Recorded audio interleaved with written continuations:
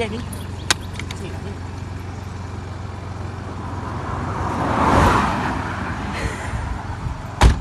È finita adesso. Non ce la faccio più da quando sei qui nella mia vita, maledetto il giorno in cui ti ho fatto entrare. La mia vita è cambiata in peggio, ti rendi conto? Non posso più tenere tutte le mie amicizie perché devo dedicare del tempo a te.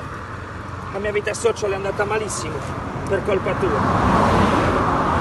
Adesso è arrivato il momento di dire basta.